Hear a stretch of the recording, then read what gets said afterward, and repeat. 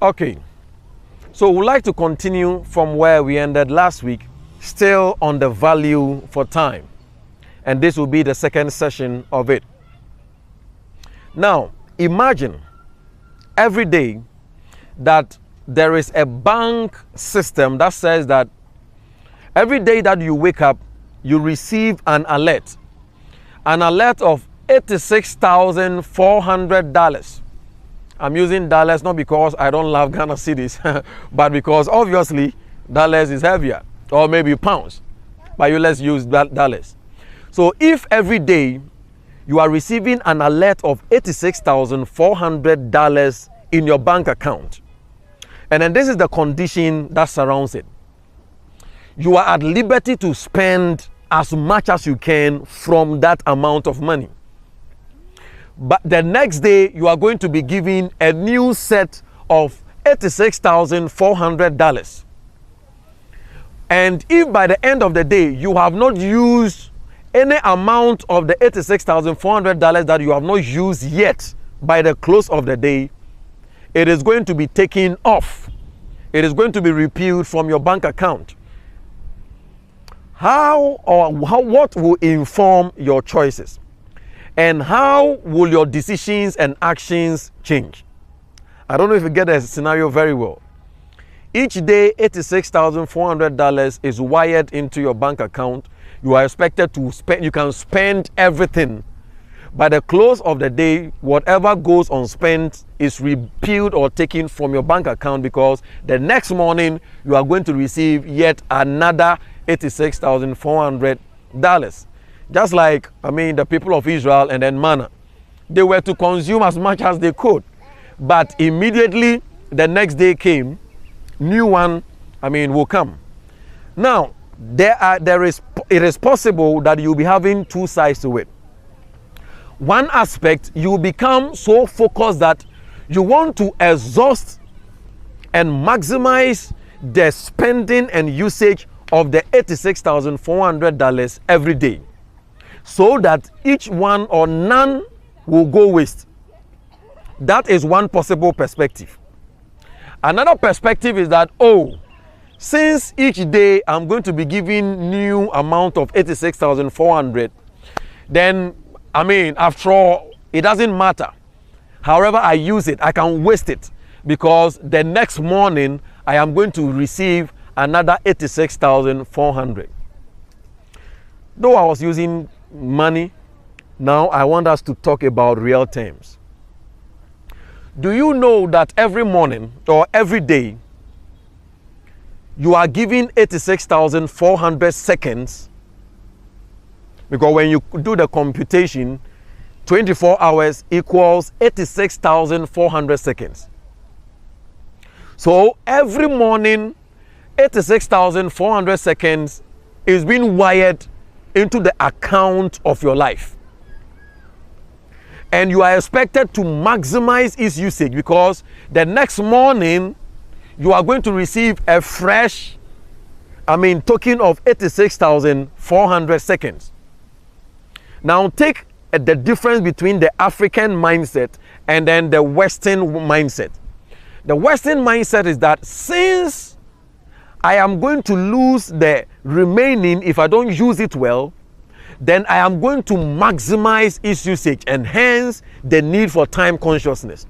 The African mindset is, after all, every day I'm going to receive new amount of 86,400. Why should I be focused? Why should I be, there's no need to be serious with whatever I do. The difference is, what has been the resultant effect? The resultant effect is that to the white man, he has had a productive economy, because productivity has time attached to it. When you come down here, because we don't value time, and it is so sad that it is even more almost honorable to disvalue time. It is becoming a badge of honor to attend meetings late.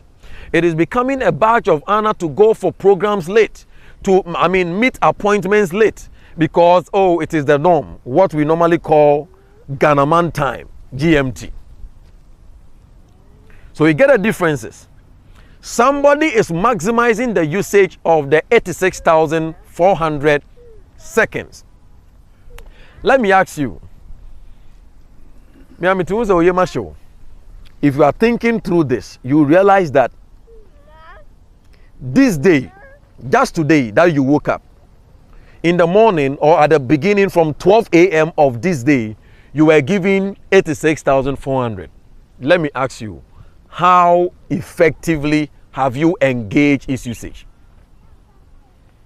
It is most obvious that you have wasted majority of it. How can we be talking about productivity, economic gains? How can we be talking about personal life progress if we are doing these things and then we don't value time? You see, if you want to know the value of 1 year, just consider a final year student who is in the final year of his or her education, and then there is strike, like it happened in Nigeria, where ASU, or the Association of the University Teachers, or the tertiary school, they went for strike almost like a year. If you are in final year and then you are just some few months or just 1 year away from graduation, and then the university teachers goes for strike, and it has to be that now you have to stay home for 1 year and then you have to come back for another extra year, you will begin to value or place the value or see the value of 1 year. If you want to see the value of 1 month, go and ask a pregnant woman who is 8 months pregnant and has only 1 month to deliver.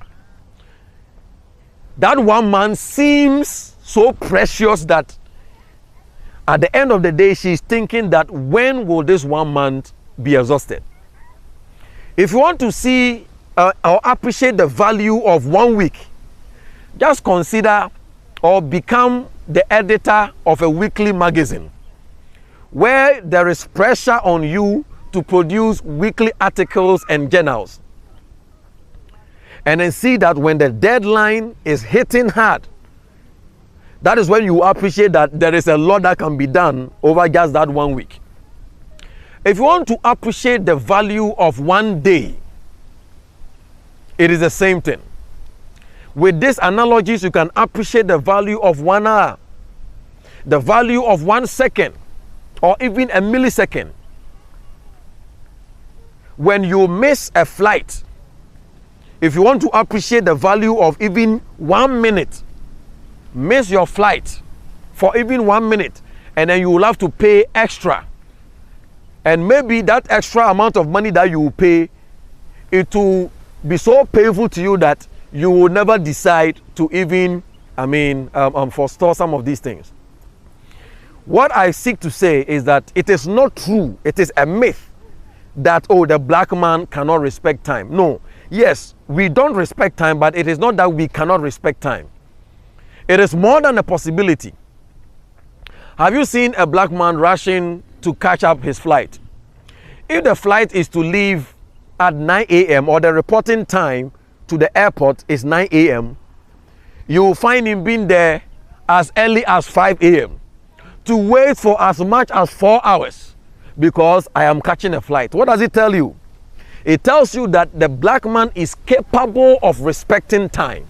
However, our understanding of the value for time is minimal, or we are ignorant of it. And that is why we just take things for granted. A typical example, I remember some years ago when I was working with one of the companies, a pharmaceutical company, it is UK based here in Ghana. I remember that, we used to have, weekly meetings on Monday mornings.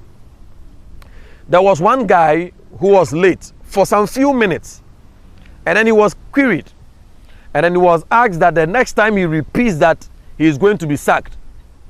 And that was the first time that I saw that, oh wow, it is more than a possibility that the black man can really respect time. The meeting used to start around maybe 8 a.m. thereabout. By 7:30, 7:45, all of us will be seated. And that was very massively and surprising that you can have a group of black men to be seated at 7:45, whereas the meeting was 8 a.m., which means 15 minutes prior to we are all seated. Why?